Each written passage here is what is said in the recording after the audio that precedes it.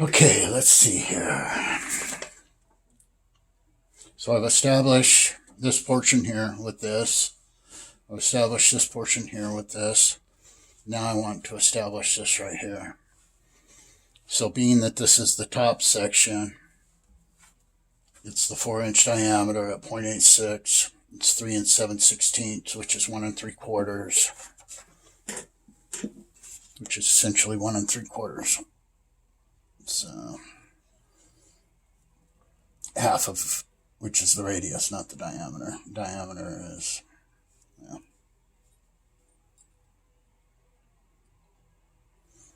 Okay, so there's 1 3/4. I'm not going to be able to use this one. I'm going to have to use this one. This one allows me to go around a corner. And then I've bent nails, little finish nails, so that I can put in here, so that it helps me to wrap around the edge of the sphere. So and then I put this in here so the pin and the bottom of the section doesn't bury a bigger hole in the sphere right there. So now I need to get 1 3/4 on this, which is a little bit more difficult.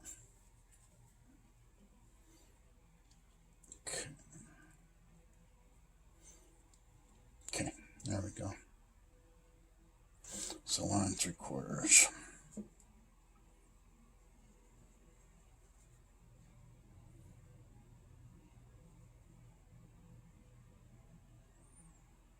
So there's 1 3/4 right there.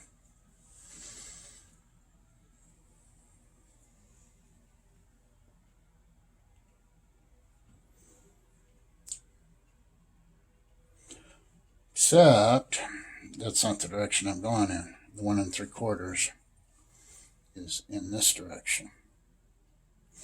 And I know this isn't a radius here, but it's still 13/16 across here.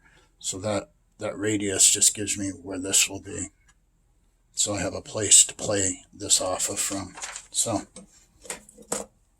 1 3/4. This is just for the sake of marking. So there's 1 3/4. So I'm going to essentially make a hole in this here. Right here. So I can run this 1 3/4 off of this.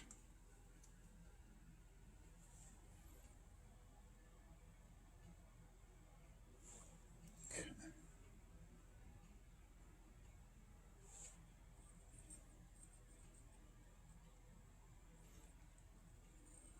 And it's not a full radius.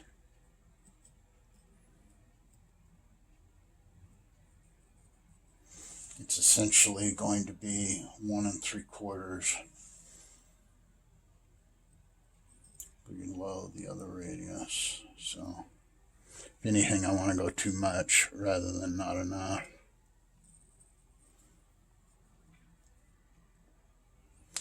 So let's see. Did I go 1 3/4? Yep. So now I want to do that on all 4 sides.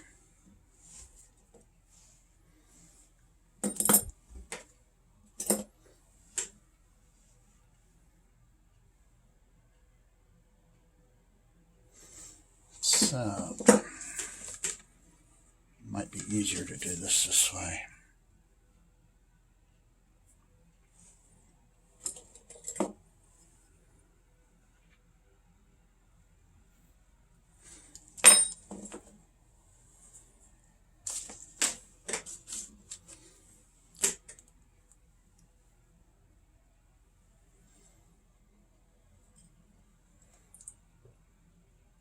Okay, one thing you find out is that when you're doing a sphere, what gets drawn on paper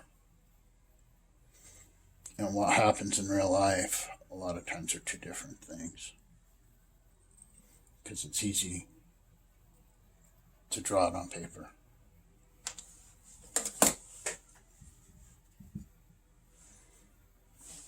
The other thing is the unevenness of the edges. 1 3/4.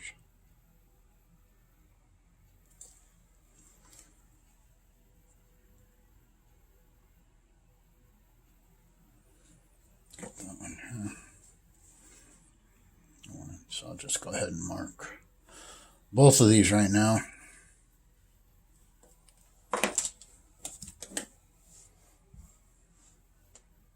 That's part of what makes it fun too, though, is the fact that it's not doesn't exactly transcribe to on the sphere the way it does on paper.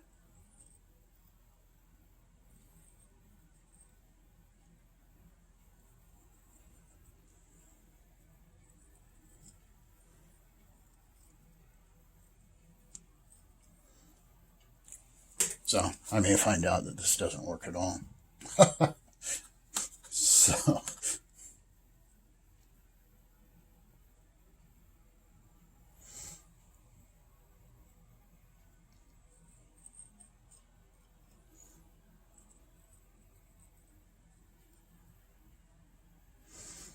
but so far it's seeming like it will. What's going to happen is I have this, but it's down to my center point. It's down to my center point. So when I do this side, it'll hit. And what I'm hoping for is that when I do these faces, that it'll just hit the side of that, this side of that, this side of that. But we'll see. We'll see. So what I have here is I have this right now. It's done. So I'll go to the bottom and I'll do the same thing. Bottom, top, I mean, it's all the same thing. And then the way I glaze these, and these have freestanding rings, meaning it can be moved. So whatever a person wants bottom or top to be on a lot of my spheres, it's up to their judgment. Okay, so now I want to do the 2 5/8 ring again. So that's 2 1/4, which is 1 1/8. So I want to set this up so that it's 1 1/8.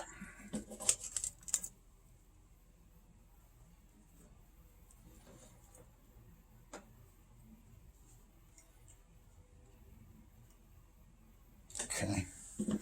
Then again, put this in here. Put this here.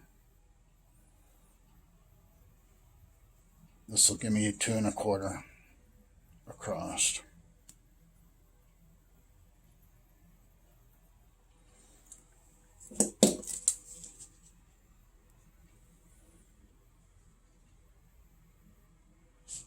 Okay. So not to confuse myself. Oh no. Not to confuse myself, I'll make this go away because this ring right here is meaningless to me. I don't want to be confused by it. In all actuality, this right here is meaningless to me too. I didn't get rid of it on the other one. You just never know. All the grid line is a point of reference of control that's equal. So it allows me to build a sphere that is equally dimensioned on all sides.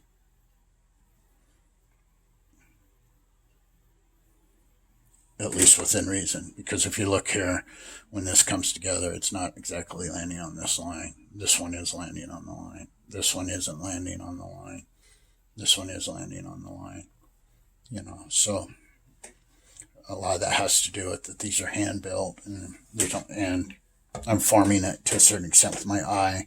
So I need to go find that nail that just flipped across here. Afraid it's gone for good.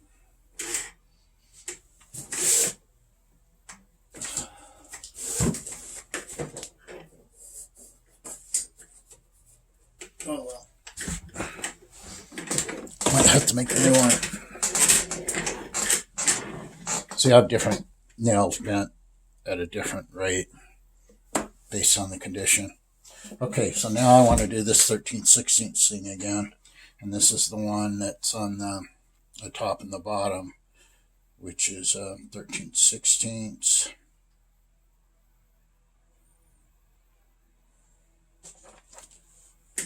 So 13/16, which would be approximately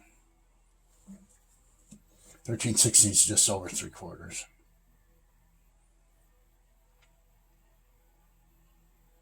So I'm just going to go slightly over 3/8 or 3/8. I mean, I don't play it to the 32nd of an inch. I play it to the closest within a 1/16 of an inch. So all this is, again, this right here is nothing more than a control point. I won't carve this radius out. It's a control point, so that when I come in to put this other radius in, it's basically going to be down from there, that 1 3/4 that I had before. So 1 3/4. So I want to be 1 3/4 here.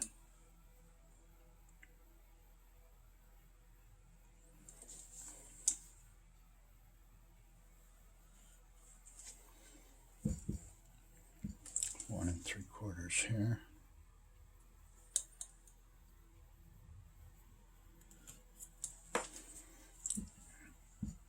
One and 3/4 here.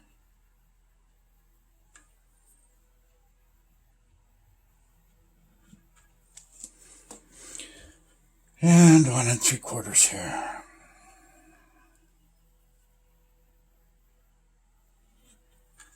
Okay. And then I have this set for 1 3/4. Well, I guess it really doesn't matter. I essentially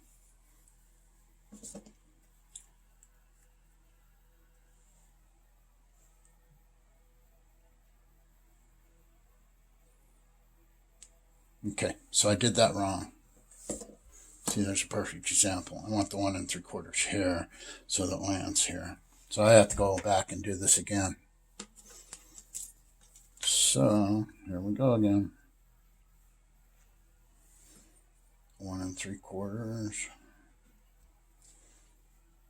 Put a little line across there so I know. So one thing that happens is when I'm doing all this prep work, the clay starts to get kind of gets dry.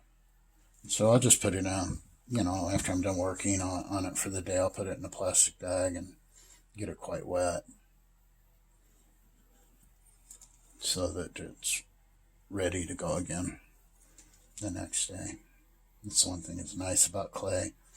You can go back to it. Most of my life I've worked with concrete and mortar. When it dries, and it waits for nobody. And so there's something really nice about working with clay. Okay.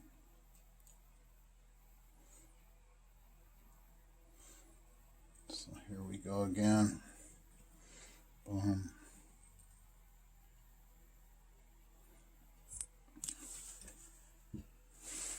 It looks like those points are going to land up with each other really nice.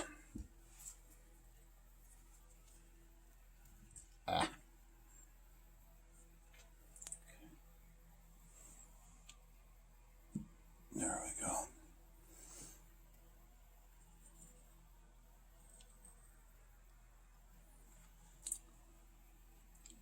And there's a little bit of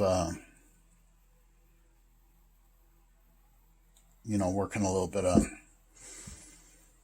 to smooth these things out, because things don't always line up exactly. And those are things I can adjust enough that makes them look more exact than they actually are.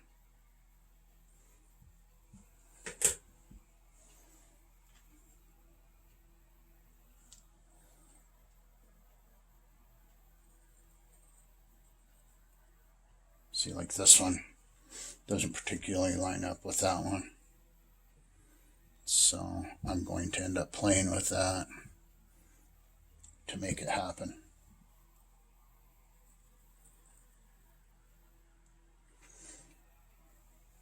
There's certain things I can do to make that happen. I can come back in here and I can extend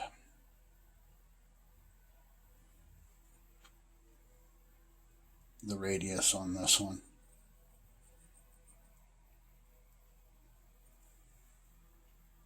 And then tighten it up.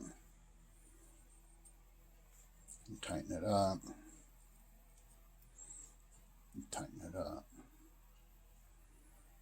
So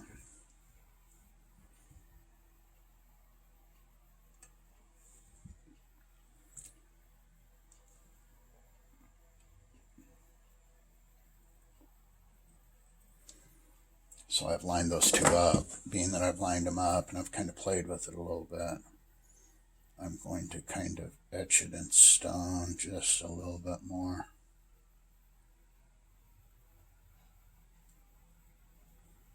So that these transition into each other.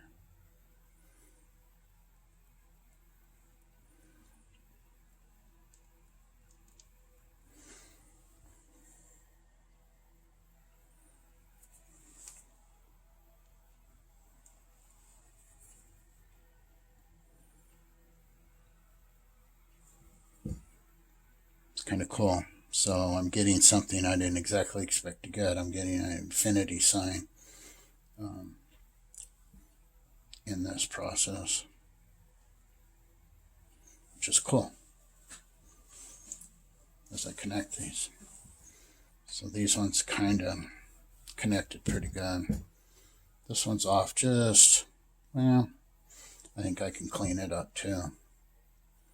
So I'll come in here.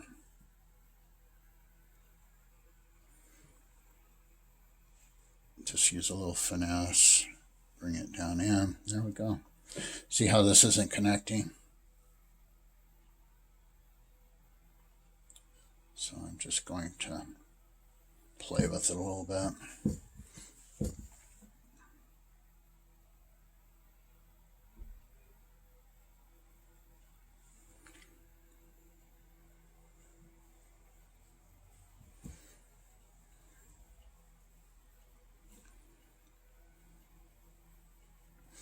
You know, a lot of these things don't come out exactly like, you know, a piece of paper's flat, number one. The sphere is actually not exactly circle because, like I said, I did this, you know, this is hand built. It's not like I built a template and slip cast these. And any type of flat section or raised section, you know, it's going to kind of play out in the dimensions. Now this one here, the extension's pretty big, so I'm going to come back in here. I'm going to try and see if I can extend this down a little bit. So I just found out that this is right here is loose, which that could have been the problem all along.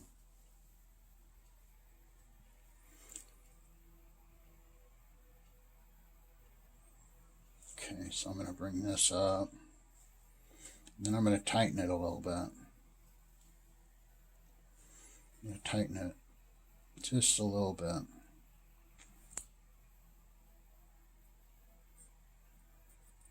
I'll tighten it a little bit more. So I'm kind of feathering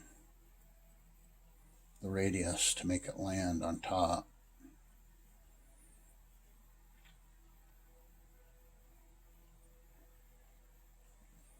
Come on, baby. There we go.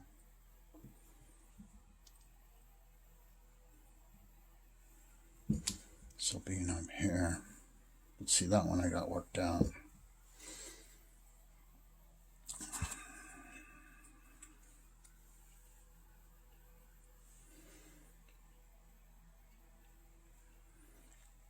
Okay, I'm going to loosen this a little bit. There we go. tighten it. So by tightening this, I'm kind of taking away from the exactness of the radius, making it work dimensionally. Okay, so I've got that one. Now what I want to do is this one needs to be brought down just a little bit. I'm getting tired of using my ring. You know, I won't be using those holes as much. It's the top and the bottom hole that I tend to use a lot, and to use that little plastic ring. Plus my clay is actually starting to get pretty dry, so I'm going to have to add a little bit of water today when I quit. Tighten, tighten, tighten. Okay, boom. So now I'm going to take these two and I'm going to bring them into each other.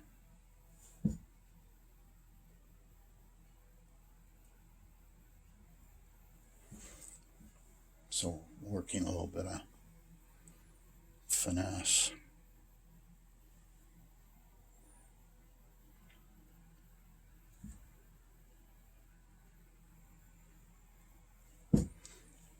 Because I want it to be consistent at the top and the bottom of the sphere. So I didn't want those dimensions to be adjusted out any. Okay, so that appears to be connected pretty decent. So we'll bring this down. Bring this down.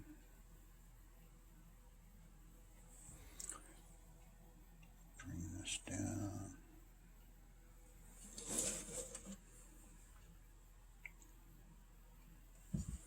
Okay.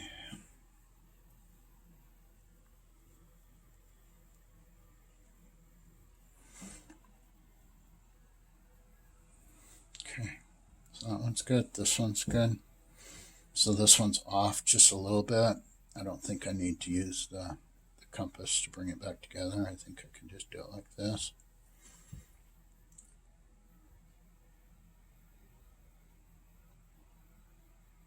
Which I probably could have done on the others too. The one thing that's kind of cool about clay too, and especially the way I work, is I talk about this all the time, but because of my hand trimmers, the way I carve actually controls my trimmers. You know, I'm pushing into the clay, so I have resistance against my hand, my trimmer. So it essentially controls it, which is, to me, is pretty cool. You know, it's kind of like, I guess if I was a doctor and I was doing surgery, it'd be a big problem. But I've always ended up in careers where I've been able to, where the career in and of itself helps settle it, like being a bricklayer, the weight of the brick.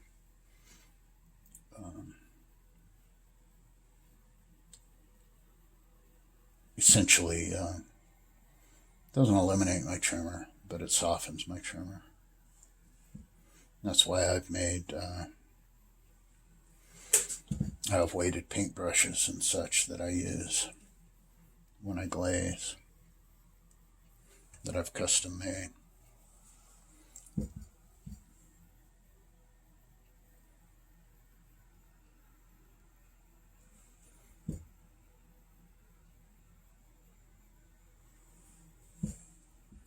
So I have another design aspect that I want to do to this, but I'm beginning to feel like it's really not necessary to do it.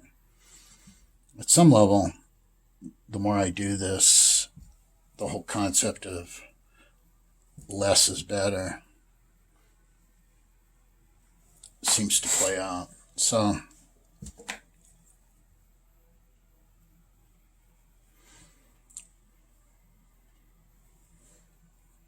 there we go. Then we have this.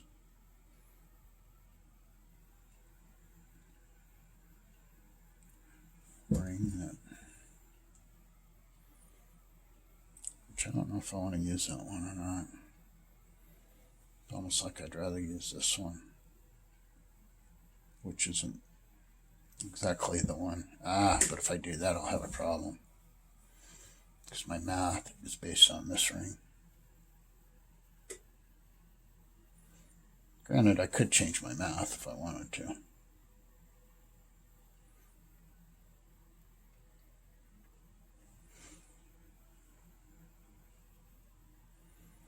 In doing circular lines like this, it's important to have this finger that kind of rests, because it helps you maintain a consistent angle. Because one thing I find is when you're doing fluid circular carving motions, you can follow a line, but if you're not following a consistent angle, your line's not going to look good. So there we go. One side.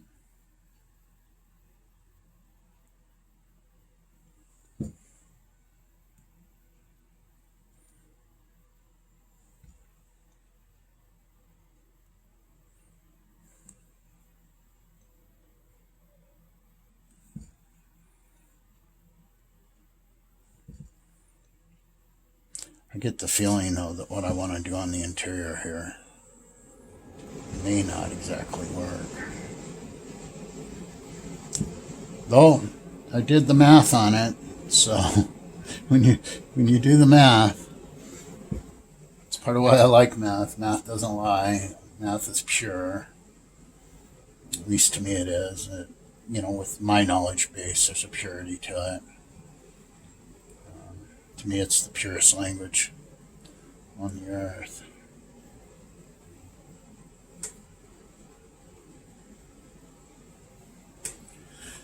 Okay, so there we go. Kind of like an infinity. Now I'm going to basically juxtapose it.